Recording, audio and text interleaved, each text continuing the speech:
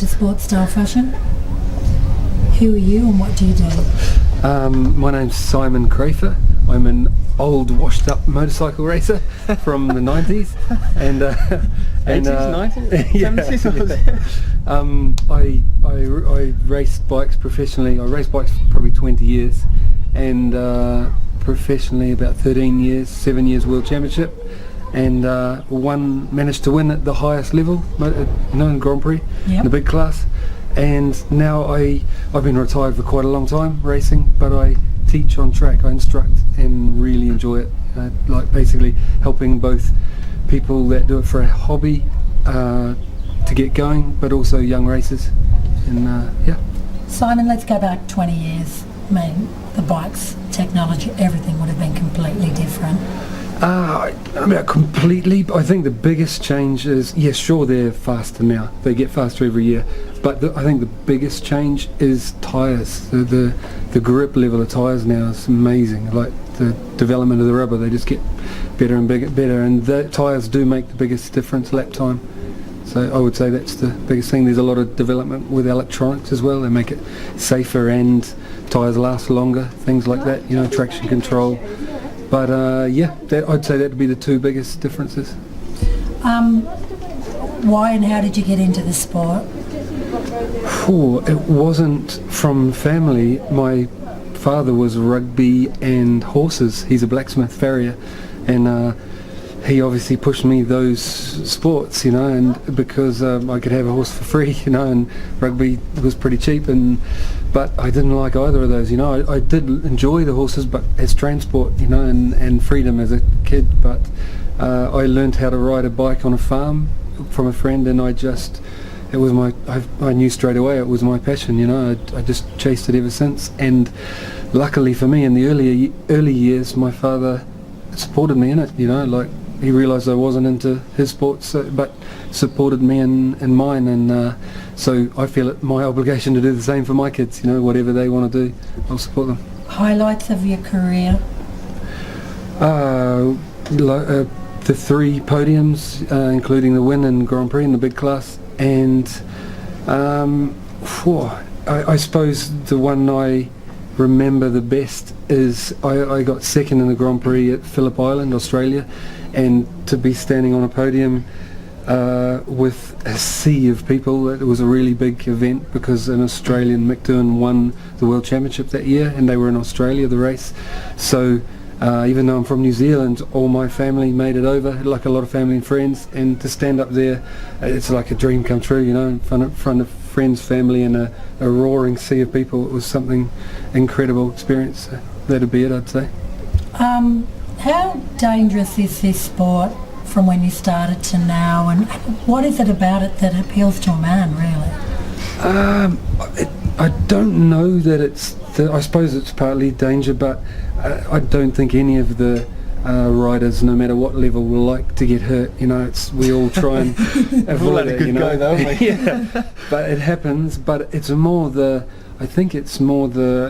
rush of trying to control a bike at that speed and do stuff that is so difficult to do. When by repeating it, lap after lap after lap, you get the level gets higher and higher, and to, like I was explaining to someone recently, to go through a corner at around 200 kilometres an hour, and the bike is kind of drifting, floating through it, it is a dream come true, to do it, and after it's very scary to commit to, but like I said, you slowly build up, and next minute you're doing it, after years, but it's an incredible feeling, I'd say. I don't know if that makes sense, but it's a rush, From a woman's perspective, and statistically, what we find attractive is it's almost milliseconds close to death, is how we look at it. We don't look at it either. We try not to look at it. I mean, as a spectator, and then, your nose is almost on that road, and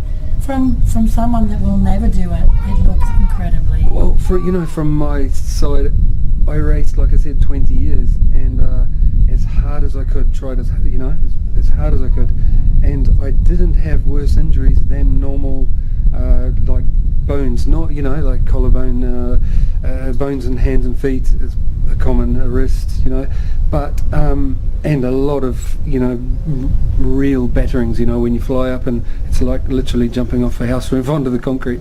But it the pain side, but really my worst accident was, like I've explained to you before, was on the street, because cars and buses, and to me that it's more dangerous riding on the street, especially if you want to go fast, than riding on a track. Yeah, can you talk us, share with the world what happened, and for me, I would say that's a hero, that's a champion of... No, I thank you, but I really think it's just survival. If a bad thing happens like that, I had a head-on with a car, and that's I think it's like the dice you roll being on the street, whether you're in a car or a bike, or is sometimes vehicles come around the corner the other way on your side, and that's what happens. And I didn't have any feeling from the middle of my body down for a while, and that would initially at the accident scene, that was a very big, what do you think, a very hard thing to comprehend, get my head around. It was, I didn't want to, I was trying to push it away, I didn't want to accept it.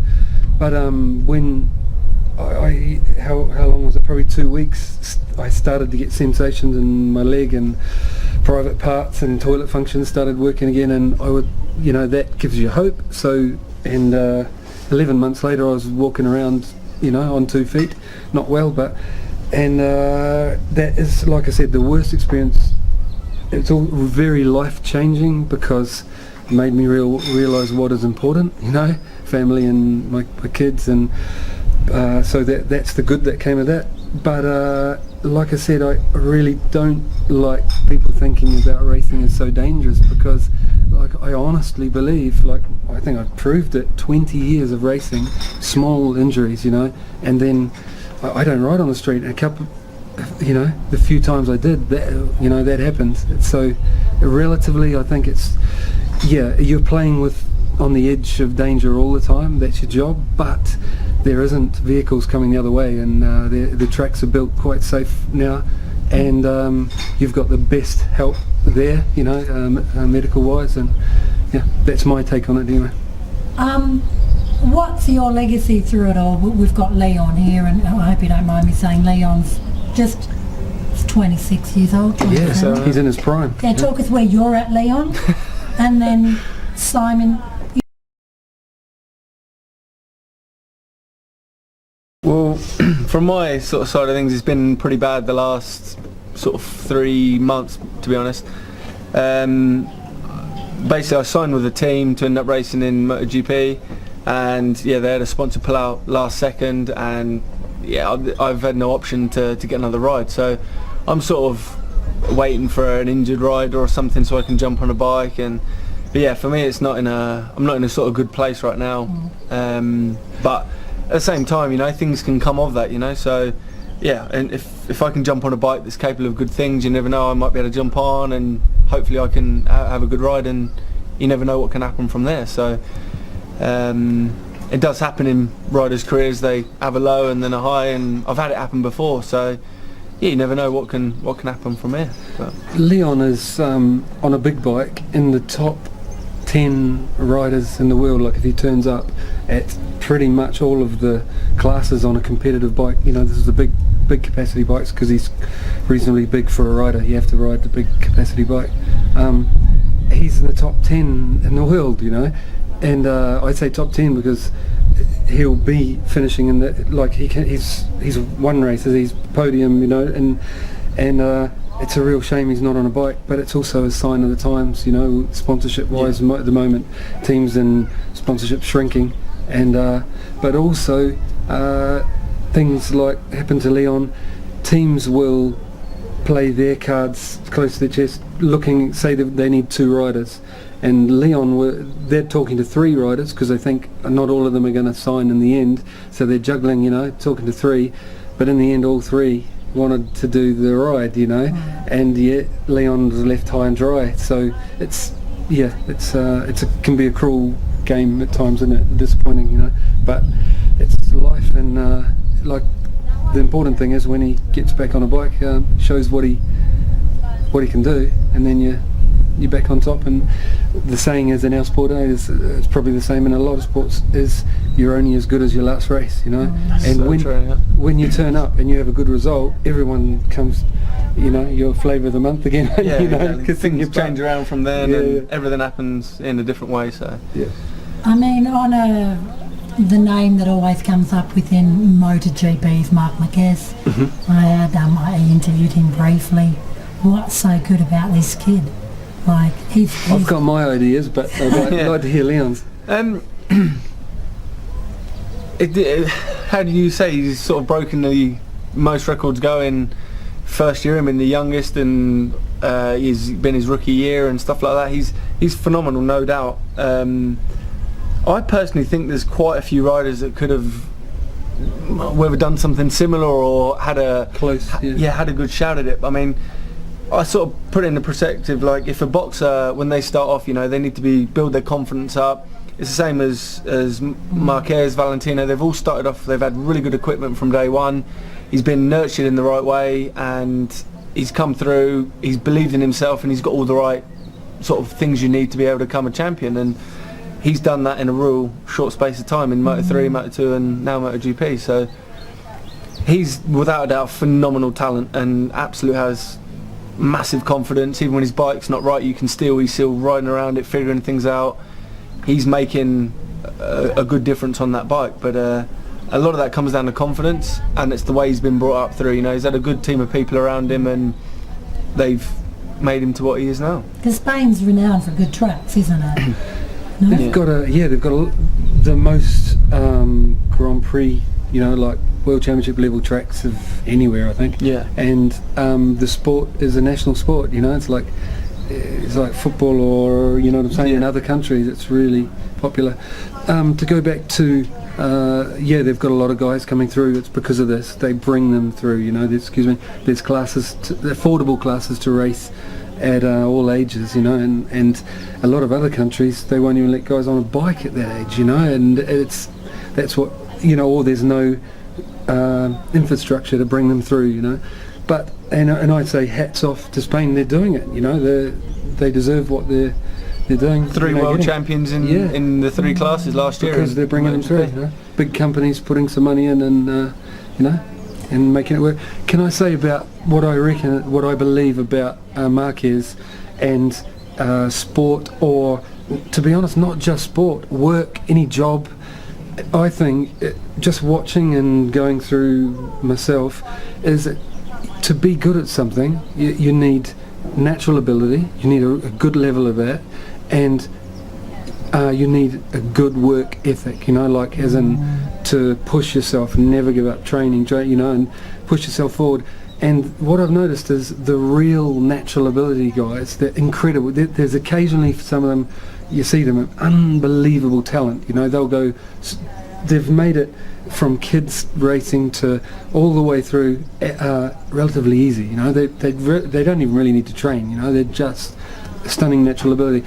Often those guys, when the times really get tough, they've never had to work before, and they'll have a stumble there, you know. And it's pretty much the same for everyone, but they haven't learned how to work hard. Then you get guys that are a little bit less natural ability. You have to have it, but they've got a bit less than these freaks, you know.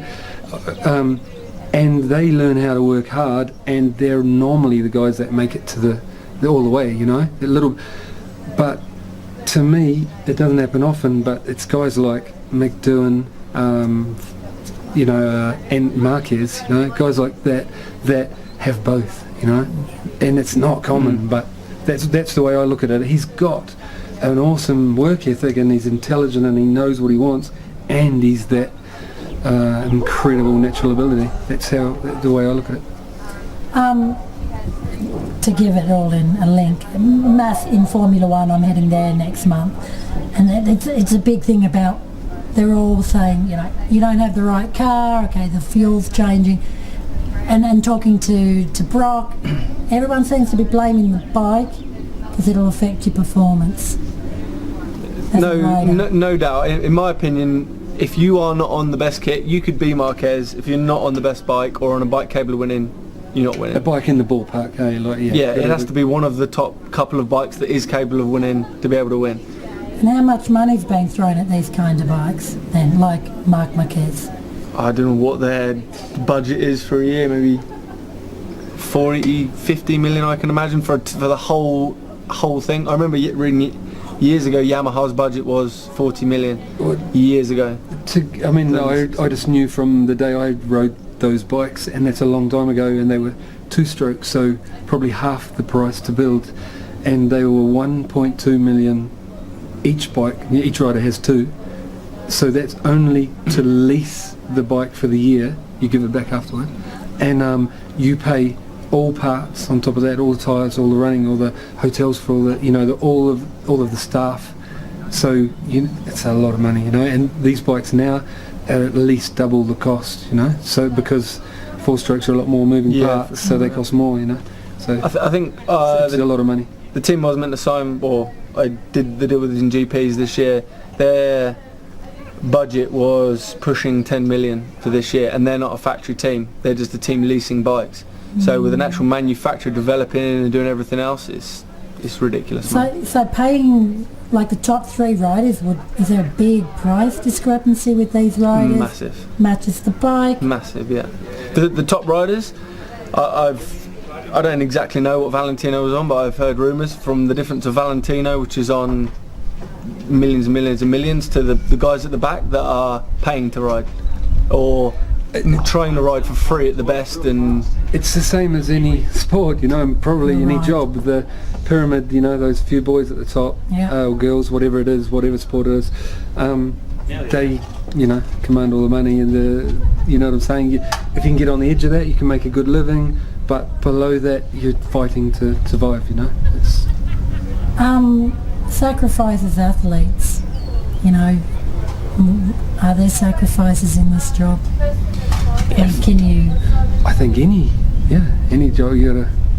Yeah, for sure. I mean, like, to try and be the best as what you can be doesn't mean you can get fat and eat burgers all day long and go and race. You've got to try and be the best athlete you can, and that means training hard, investing a lot of your money into trainers and eating right and doing everything you can as best you can. So for sure, and I think that a lot of that's changed since, like, when my dad used to race, for example, in like the late 70s, early 80s and stuff. But yeah, I think over the last 10 years it's got more and more and more and more serious. Everyone's trying to find that little extra bit they can get. And I know, speaking with Simon, when he was in GPs, they were at the absolute peak of what he could be and how hard he used to train, and the mentality hasn't changed. You're still desperate, you're hungry, everything you can do to win, but you've got to eat, sleep and breathe it, I think that's why I'm saying it's like anything. To be good at something, you have to feel like that, eat, sleep and breathe. And if some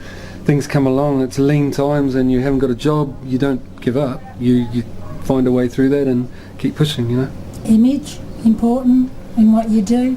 More and more, yeah.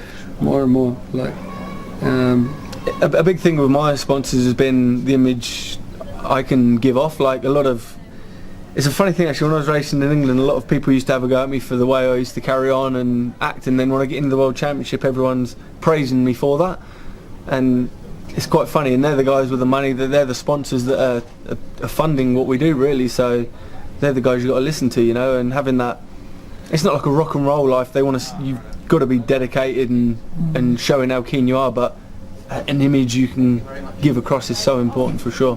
I think when sport gets really serious, it's easy to be too serious, and all the personality and goes out of it, and I think, look, F1's a good example of that. The guys are too scared to say anything wrong, and I totally understand their situation. They can lose their job saying the wrong thing, but it also makes it a bit boring, I think. You've got to have Valentino's proved that. And Marquez now, how much they get across that they love their sport, and they do. I think it's really important. People want to see the guys enjoying themselves and making a mistake, or the odd swear word slips out, or to show they're human and they're passionate about it. I think it's important. Right? Yeah, absolutely. Leon, we're going to see him back in the championship and those top boys again. I've got a question for you, Simon. If you had to think of anything you would regret or you wish you'd done different in your career, what would it be? I think that towards the end I figured this out, but a good one to fire at young people now, whether it's my sport or, is the grass is always greener, you know? And the thing is, you have to make the most of what you have at that moment, because they're the guy. If you do that, that's what gets you there, you know? It's what gets you the better job. It's too easy to say, for example, one of the brands had the best engine, it was the fastest, you know, and everyone went, oh, you know, he's got a, you know, of course he's going faster. But then, and I thought the same, and then I got on that bike, and yeah, it was faster, but it didn't go around the corners as well, you know what I mean? So the grass is always greener. Make the most of what you have right now. That's what I would say to any young sports person. I feel to ask this question, and Michael Schumacher, it's a big thing, and I don't know if you want to answer it. And you know, it's what you said before. Your biggest accident was off. You know, if you were to say one last thing, if you had one last conversation with Michael Schumacher, as just as sports stars as yourselves, you know. For me, the whole incident sums up life in a way. Like, he has been through everything and has been phenomenal in his own sport and done such a dangerous sport, but you know these days it's not as bad. You know, you've got so much protection and it's so safety in mind that he's gotten away with racing and then doing something totally else has hurt himself. So for me, that's life. You know, you no matter what you do, you can walk out in front of a bus tomorrow. You've got to be responsible, but at the same time, you've got to enjoy yourself. You've got to do what drives you, and if that's your sport, then do it. Don't be scared of it. You know.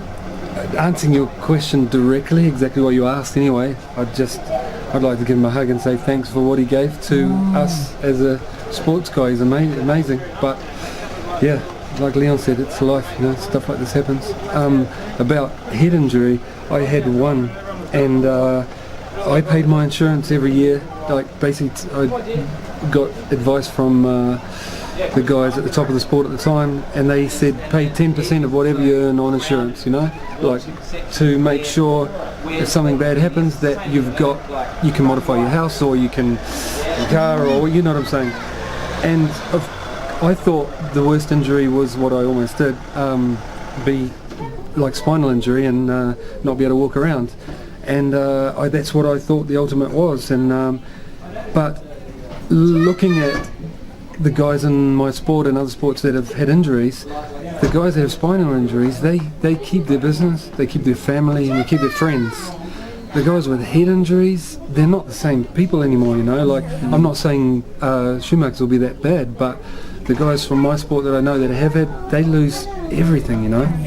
Wife, kid, family, friends, because they aren't the same person anymore. So it's so important to wear the right helmet, you know? Absolutely. wear a helmet, you know. Like, see kids with bikes with no helmets on. I know that's getting off track, but you know, that is the worst injury you can have, I think. It's easy to think, oh, that's €200 more or something for that helmet, but it's the best. Get it. Put the best one on. Question it, because it's not worth it at the end of the day. Just finally, your sort of role model within your sport, or you know, who inspired you to get to where you are? For me, it was any of those boys that got to ride the factory bikes, and I always had the poster of them on the wall going, I want to do what they do, you know. And so Dad and I don't have to pay for the bikes, and you get to ride those. You're still I didn't realise, even back when you was a kid, weren't you? I didn't realise that when you got there they paid you know, so even better. I think just, well, I don't know, my dad was into racing when I was young, and that I sort of got into that world when I was really, really young. And it was, to be honest, guys like Mick Doohan, Simon, people like that when I was really young, looking up to in GPs and winning races and stuff. You're like, it's just, that's the dream, you know. That's what you want to be. And if over years of working so hard and trying, it's finally getting there. But for sure, I don't know if you'll ever be satisfied with what you've done until you've won at the top level, or been world champion or whatever. So yeah, for me that's still my dream, is to be world champion. That's what I want to strive to be, but we'll see. Just putting it out there, if you were to design something within your own sport that hasn't been done before, or Brolly girl outfits or what? I'm not talking about fashion, I'm talking about, anything within... That's a difficult question. That is a really hard one, Gracie. Really hard, because there's Too much. lots of people thinking hard about that one, that are paid to do it. And that, we then need a bit of time on that one. We're not smart enough, we're only minors. I've got one, but it's on the drawing board, so I'm not going to talk about it. So, Wow, that's it's only exciting. something small that I want, and I'm hoping other people want. So yeah. Oh, brilliant. Anything else? Well, I've got you two. No. Well, I just want to say, Life's good. as you know, I own Men's Style Fashion, and it's seated number 2 in the UK and around the world now. But I think the role models that everyone need to be clearly afraid of are the athletes. So, thank you for endorsing Sports Style Fashion. No. And brace yourself, because it's going to get pretty. Thanks for having us along, Gracie.